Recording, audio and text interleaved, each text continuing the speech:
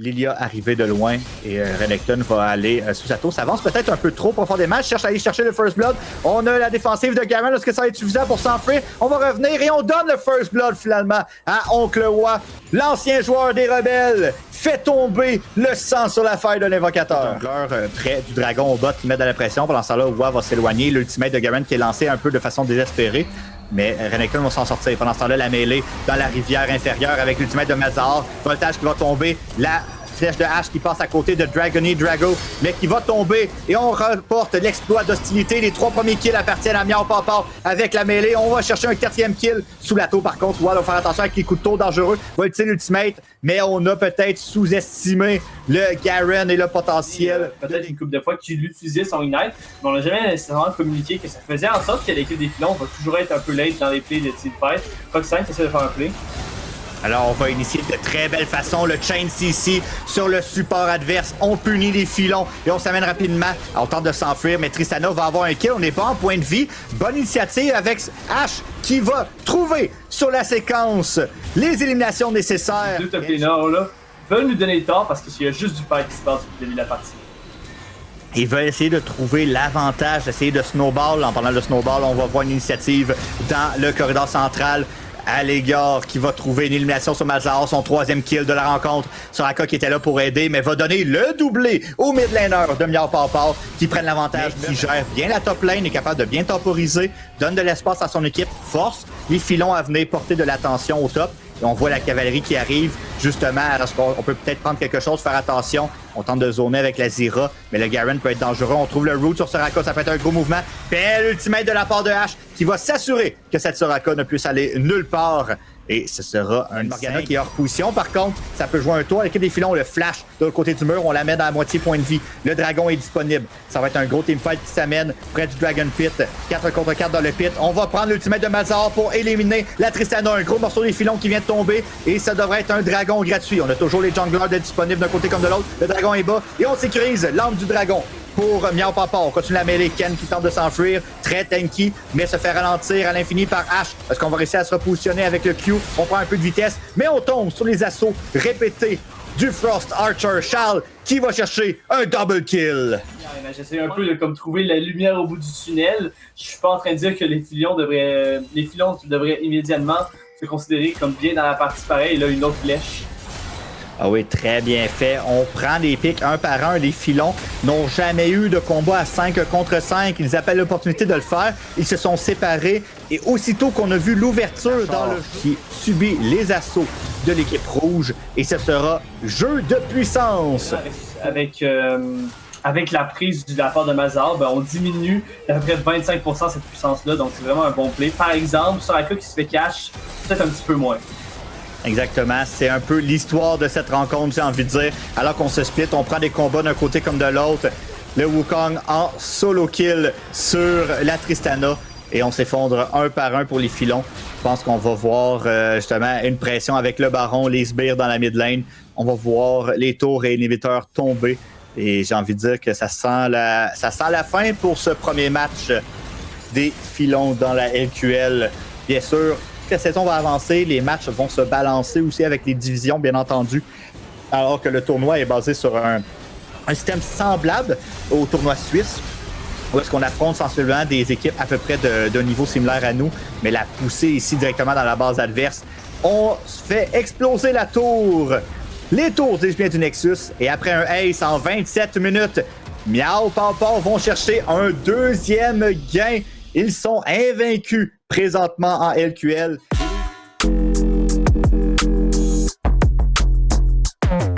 Des attaques de base un petit peu de déranger dans les combos. Et là, Raven qui va remettre de la pression avec le niveau 2. Avec le Ignite qui est lancé aussi, on est en cooldown. Est-ce qu'on va avoir assez de dégâts? Le flash, le bouclier par la suite, est-ce que ça va être suffisant? Et le contre-flash du Sion qui va bait! Bien, le joueur, on s'attend à ce que ce soit pas non plus sa dernière, alors que peut-être que c'est autour de la petite Kamek de se faire trouver. Alors, 2 contre 1, ici, on met une bonne pression. Le Ignite qui est lancé, Sion qui tente de se positionner, va ulter à l'intérieur, n'arrivera pas à prendre l'élimination cependant. Les renforts arrivent, est-ce qu'on est capable de faire quoi que ce soit pour trouver le Zac qui va tomber dans son passif? Est-ce que Raven peut temporiser, essayer de sauver son jungler? Oui, qui est là, qui fait beaucoup de dégâts, et on va trouver l'interruption, le shutdown. Fusion aussi ce soir. Ouais, effectivement, hein, maintenant que tu demandes ça, ça a été le premier dragon. Là, le 2 l'apparition qui connecte. Alors qu'on voit Zach qui va s'amener, mais est-ce que ça va être trop peu trop tard avec le swing qui fait extrêmement mal? On n'a plus de mana pour Banner. Par contre, les auto-attaques font mal. Est-ce qu'on est capable de bien zoner? On temporise, on flash out pour tenter de surprendre l'adversaire. Le flash de Kai'Sa, et ce sera le doublé pour le swing qui drain, et qui va aller chercher le triple kill. Non, va le donner à son carry, bien entendu. Généreux comme il l'est après 2 kills. On va aller faire au top par la suite. Parce que là, au bot, on tente de mettre un peu de pression. Parce qu'on est capable de surprendre peut-être sur le bord de la tour pour aller chercher du dégât. Les deux AD Carry sont bas à point de vie. Mais on va prendre un kill pour le Swain et le doubler. Alors qu'on est inarrêtable pour la main de Noxus. On fait un avantage pour l'équipe qui va aller le chercher aussi. Peut-être un troisième objectif pour Blood Crown. Les 48 doivent réussir à sécuriser ce dragon pour rester dans le match afin de ne pas donner un avantage. Raven qui va prendre une élimination par contre sur le Karim, la mêlée. On est bon en point de vie au plein milieu alors que Wei fait extrêmement mal en moment à la formation. Les 48, on doit flash out pour Banner, essayer de refocus sur Kirikou qui s'enfuit. Devrait donner le coup. Zach veut aller pour continuer la chasse et prendre la vision, mais se met dans le pétrin finalement et va tomber sur la séquence. Dark Chimère en 1v2 continue à pourchasser dans la mid lane. Et est-ce qu'on peut prendre un kill? Est-ce qu'on va réussir à s'enfuir pour les carottes sont cuites? Les objectifs avec les bots améliorés, bien entendu, pour la suite des choses, alors qu'on envoie avec le héros de la faille, mettre de la pression au top. On va se diriger directement sur la tour pour Raven et continuer par la suite le duel et même retourner dans la tour, dans le héros de la faille, pardon, pour tenter peut-être un sweet escape, s'échapper du sillon dans le duel. Donc très bien fait par Raven qui va vouloir se repositionner pendant ce temps-là, la mêlée au mid. On va punir Brewmaker qui va tomber et une interruption par la suite pour Banner. Double kill, 2 kills pardon, pour la formation des carottes sont cuites. La mêlée continue. Raven s'amène dans la mêlée par derrière pour surprendre et on trouve un troisième kill. Et bien là, les carottes ne sont pas cuites, viennent de revenir dans la rencontre, font tomber la tour et on s'écroule un par un pour les Blood Crown. C'est un 4e kill. À la fin, il reste derrière seulement Dark Chimère qui va tenter de temporiser avec Raven dans le visage et le Zach, dis-je bien, pour déranger. Dark Chimère survit, mais 4 éliminations, une tour au mid, ça n'a pas été comme prévu pour les Blood Crown. En 1v2, est-ce que ça va être suffisant? Dans un Karim et dans un Swain, dis-je bien, ça va être un peu plus difficile. La cavalerie arrive cependant. Est-ce qu'on va être capable de faire quoi que ce soit pour cette Raven et survivre? On tente de temporiser, mais on devrait tomber avec le Burning. On tente de s'enfuir. Kirikou dans ça là. Très tanky, sort le plus de dégâts possible pour aider son équipe. Alors que la mêlée continue, téléportation avec Orianna qui va revenir dans la mêlée pour aider son équipe. Ne trouvera pas d'assist par contre. Le Swain encore en vie. Pour la fin du combat pour temporiser en termes d'ultime. Attaquant qui est en bas de la moitié des points de vie. Est-ce qu'on veut intervenir pour la formation des carottes en cuite? On va rentrer pour Jobin sur le Zach, mais peut-être un peu trop tard. On va prendre un premier kill. Attaquant qui arrive à 2000 points de vie. Ça va être un duel de smite pour sécuriser le tout. Et ça va être pris par Ekarim. Mais à quel prix? Alors qu'on a 3 membres des Blood Crown. C'est pas le moment par contre parce qu'il y a quelque chose qui se prépare. Exactement, alors que Sion va tenter de se repositionner avec son ultimate pour s'enfuir, ne trouvera pas de cible. On est bien regroupé pour les carottes sont cuites pour temporiser à la mêlée. Zach va tomber, mais son passif, ça permet au reste de son équipe de faire les dégâts. Oh! Par contre, la mêlée, ça met on est bon en point de vie. Quel beau jeu, on a 2 morts de part et d'autre, avec un troisième qui s'amène avec Bandito qui tombe. L'équipe prend là les 2 prochains dragons. Effectivement, le Bandito qui décide de go in, ouais. Ouais, exactement. Bandito qui veut tenter de trouver une initiative sur Banner qui tombe bas en point de vie. On va l'éliminer, mais à quel prix? C'est Vir qui trouve l'interruption, le shutdown et le doublé. J'ai pas de problème. J'allais dire, on tente de trouver les ouvertures de position. On danse pour les 2 formations et on semble jeter notre dévolu dans la tête. Méga Shockwave de la part de Poubelle qui repositionne tous les membres de Blood Crown au même endroit. C'est la catastrophe pour Blood Crown Dynasty qui s'effondre un par un. C'est le triple kill pour Banner sur Kai'Sa sur c'est un huge swing qu'on a été capable de trouver dans la 2e partie de la soirée. Ça peut être vraiment intéressant, mais c'est vraiment avancé, hein?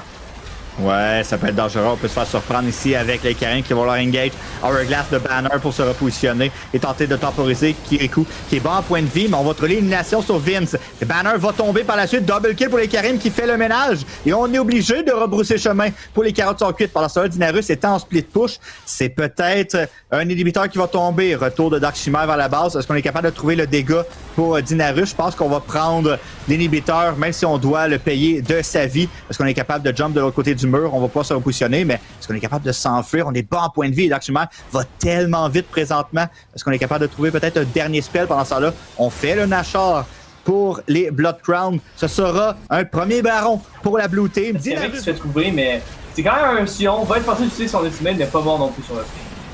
Et là, encore une fois, Banito qui va aller au cœur de la mêlée fait beaucoup de dégâts alors qu'on était bas en point de vie pour les carottes sont cuites. On tente de tenir le coup. Swain qui trouve la première élimination sur le jungler Jobin. Continue de faire des dégâts. Banner va tomber. Duel de AD Carry. Les deux carry vont tomber, mais ce sera un doublé avec les ricochets pour Brewmaker. Après la mort, cependant, 4 éliminations du côté de SCD. Et il ne reste que Poubelle en vie qui doit rebrousser chemin. On profite très bien du Baron Nashor pour les Blood Crown Dynasties qui reviennent dans le match et vont pousser sur la base des carottes sont cuites et trouver un inhibiteur au mid. Bien là, les bases commencent à s'ouvrir d'un côté comme de l'autre. En termes de pièces d'or, je vous dirais qu'il n'y a plus vraiment d'avantage net à avoir d'un côté comme de l'autre. Est-ce qu'on veut terminer la rencontre pour les Blood Crown? Est-ce qu'on peut y arriver? Alors que Poubelle tente de temporiser avec le Hourglass, tenter de gagner du temps. Les tours tombent. Le Nexus se fait attaquer. Et ce sera le Ace pour les Blood Crown qui vont aller chercher la victoire en 41 minutes. 29-29 la marque. Mais les Blood Crown sont toujours invaincus.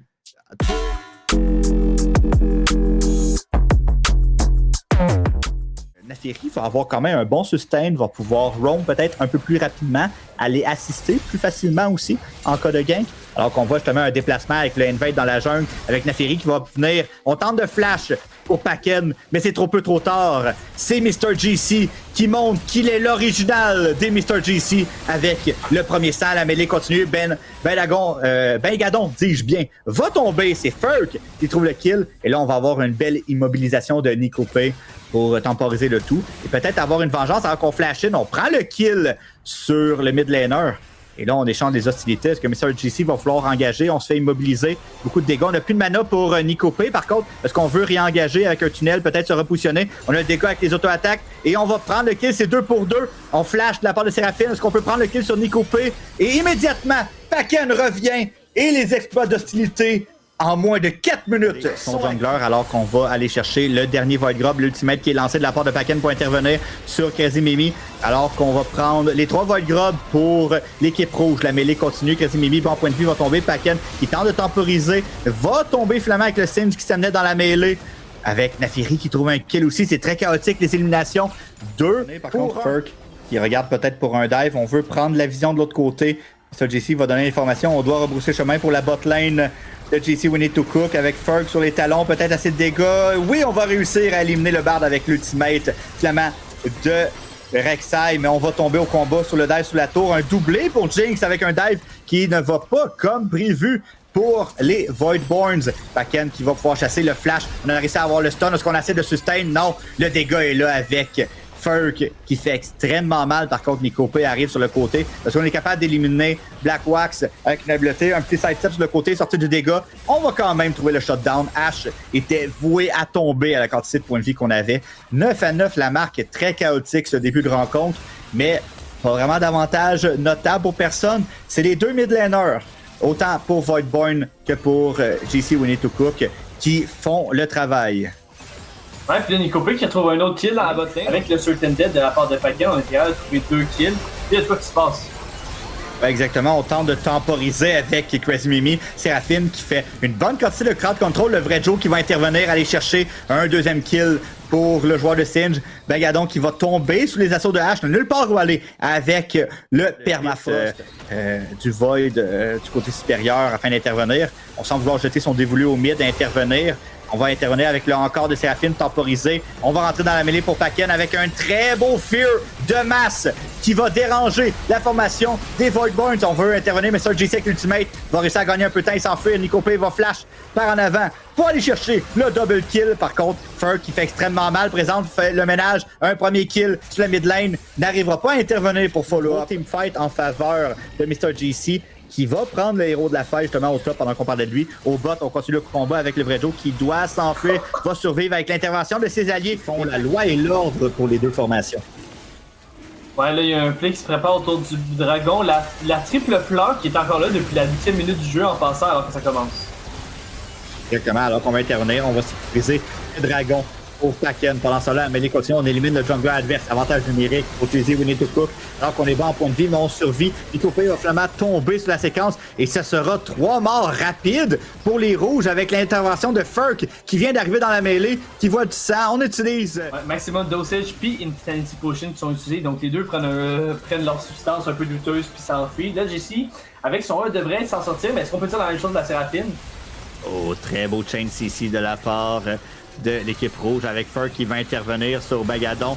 Beaucoup de focus dessus. Est-ce qu'on peut prendre l'élimination? La Jinx qui va survivre de justesse sur la séquence. 2 éliminations en faveur de l'équipe rouge. Contre-attaque avec une initiative qu'on ne peut arrêter de la part de Paken qui va tomber au combat. Est-ce qu'on veut contre-attaquer pour les Voidborn ou est-ce qu'on veut temporiser et rebrousser chemin? On est quand même bon en point de vie du côté des DPS. On va devoir respecter le tout et probablement concéder cette tour numéro 1 dans la mid lane. Il y a une certaine raison hein, pourquoi. Oh, attends, JC a peut-être pas dit son dernier mot. Exactement, pensait peut-être surprendre l'adversaire, va tomber au combat et ce sera 2 morts supplémentaires avec Blackhawk qui doit se repositionner, Blackhawk, pardon, avec Mundo qui va trouver une hache qui passait par là et cueillir cette hache telle une fleur dans un champ. Donc on a un avantage numérique clair et net, mais ce sera double téléportation avec Singe et Naafiri qui vont s'amener. Est-ce que ça va être suffisant avec le fight semaine attaquant qui est bon en point de vie? Est-ce qu'on peut sécuriser le tout? Et on va réussir à smite l'attaquant, mais la mêlée arrive et la cavalerie se déferle sur l'équipe rouge. Ce sera le ace en faveur des Voidborn de se regrouper, retourner à la base et ensuite utiliser les téléportations au lieu de forcer immédiatement le attaquant. Je pense que c'est ça qui leur a joué un petit tour. Donc on va lui mettre de hache ici et Bard n'ira nulle part. Chain CC. Il ne reste plus beaucoup de HP. Il y a une wave qui arrive, même si elle est petite, ça devrait être suffisant pour prendre la tour, mais il faut pas qu'il utilise très bien ce qui se fait. On décide de go in pareil. Exactement, avec le Tower Dive sous la tour, alors qu'on veut mettre de la pression. Voyons voir si on peut continuer sur la séquence. C'est pas très bien parti, malheureusement, pour les Voidborn, alors qu'on est bas en point de vie. Il ne reste que Sin Janvi qui était sur le split push. C'est un teamfight qui va aller en faveur pour les Voidborn et se repositionner. Furk, pendant ce temps-là, au bot tente de temporiser, mais n'arrive pas. Ça permet à Belgadon de pousser au bot avec les sbires et aller chercher 7T2. Pendant ce temps-là, le reste de l'équipe rouge met le siège dans la midline avec la main du baron. On tente le dive, on trouve un stun. Paken veut chercher l'élimination, mais ça, JC se fait move et tombe au combat. La Quack aussi, bon point de vie, se fait dive par Just Toward. Oh my va God! tenter d'intervenir, Nicopé fait très bien pour temporiser, faire attention avec Furk qui va flash out, mais va tomber avec le bleed. On s'écroule 1 à 1 pour les Voidborn qui voient leur base se faire ouvrir présentement. Et JC, We Need to Cook seront invaincus. 3 victoires, 0 défaite dans cette première semaine de la Ligue québécoise de League of Legends. Mundo est tellement... Honnêtement, je veux dire, c'est un champion dégueulasse. Le fait que Just Stewart a dive en dessous de 2 tours pendant littéralement 20 secondes, se fait hit par la Séraphine puis par la hache. On n'a rien à faire. Il n'y avait même pas son ultimate. Hein, je tiens à mentionner. Maximum dosage n'était même pas disponible. Fait ça. Utilise son up et son Selling Hydra pour prendre 50% des PV, les 50 derniers pourcents des PV